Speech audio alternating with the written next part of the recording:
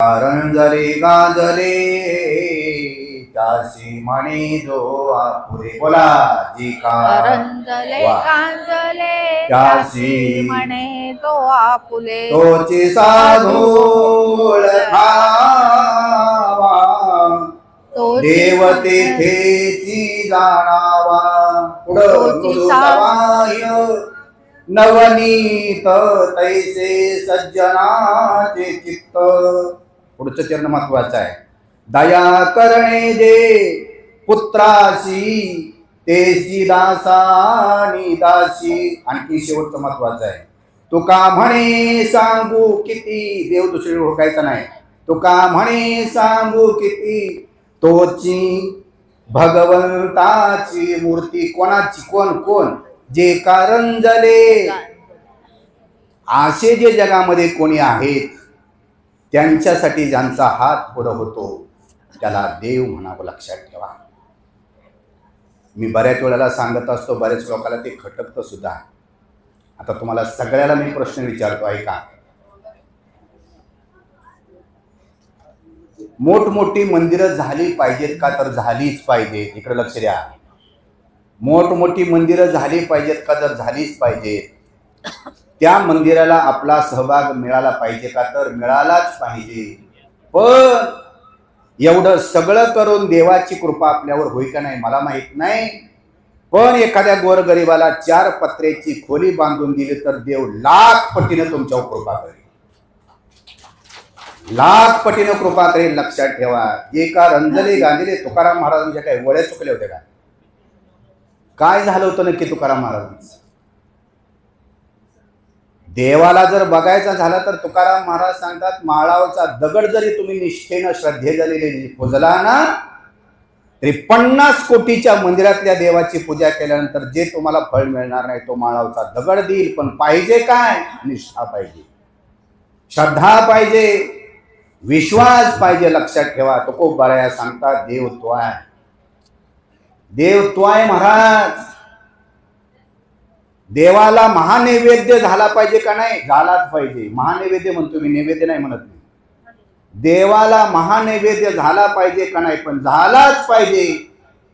पण त्याच्या पुढचं वाक्य आहे का? देवाला मान्य ते आहे। देव म्हणतो मला महानैवेद्य नसला तरी चालेल दे, पण दारात येणाऱ्या गरीब भिकाऱ्याला मात्र कोरभर दिल्याशिवाय हो देव 1000 पटीने तुम्हाला पुण्य देईल, 1000 पटीने तुम्हाला पुण्य देईल। माझी वाक्य नाही, तुकोबारायचा अभंग आहे का? लई गोडा अभंग आहे, बोलायसारखं भरपूर आहे, पण आपल्याला सगळं वेळेत बसवायचं आहे। दारात आलेल्या गोर गरीबाला जर एखादा जर तुकडाभर वाढत नसेल आणि देवाला जर महानैवेद्य करत असेल, संस्कृत मधले मंत्र म्हणून पूजा करत असेल, तुकोबाराय सांगतात, ऐका वेड्या, दारात आलेल्या गोर गरीबाला रुपयाची मदत न करता जर देवाचा महानैवेद्य बनवत असेल आणि संस्कृत मधले गोड असे मंत्र म्हणून पूजा करत असेल तर माझे तुकोबाराय म्हणतात, त्यानं मंत्र नाही म्हटले, मला दगड मारले। देव म्हणतोय, देव एती दगड तैसे वरी मंत्र पुष्प देवाशिरी, त्यानं फुलं नाहीत वाहिली, मला दगड मारला। कधी? एखाद्या गावातल्या समाजातल्या परिसरातल्या गोरगरिबाला जर मदतीचा हात पुढे होत नसेल तर ते मंत्र नाहीत आणि ती फुलं नाहीत।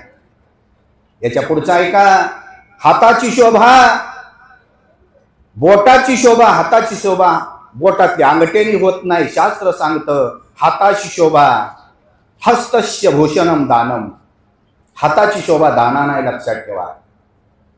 कंठाची शोभा, कंठाची काहीतरी गुणगुण ज्ञान नाही। कंठो पवित्र यदि नाम निष्ठा, कंठामध्ये नाम राहिलं पाहिजे। हृदय पवित्र कशाने होतं? माझं शास्त्र सांगतं, हृदय पवित्र यदि ब्रह्मनिष्ठा, पादो पवित्र यदि तीर्थयात्रा। शरीराचे जे अवयव आहेत ना, अवयवाला प्रत्येकाला कर्म दिलंय आणि त्या अवयवाने त्या इंद्रियाने ते कर्म नियमित करून दिलेलं कर्म दिल्यानंतर, कर्म केल्यानंतर वेगळी पूजा करायची गरज नाही, वेगळी पूजा करायची गरज, लक्षात ठेवा। सहजिता अभंग दिलेला आहे आणि म्हणून ते मला आठवून बोलायचा प्रयत्न केला। अत्यंत गोड तुम्ही भाग्यवान आहात. हे सगळे वाचक मंडळी, इकडं तिकडं सेवा करणारी मंडळी, हे आमचा चॅनलवाला आहे, सगळे भाग्यवान आहात. निश्चित भाग्यवान नाहीत, अनंत पटीनं भाग्यवान आहात, सौभाग्यवान आहात, लक्षात ठेवा.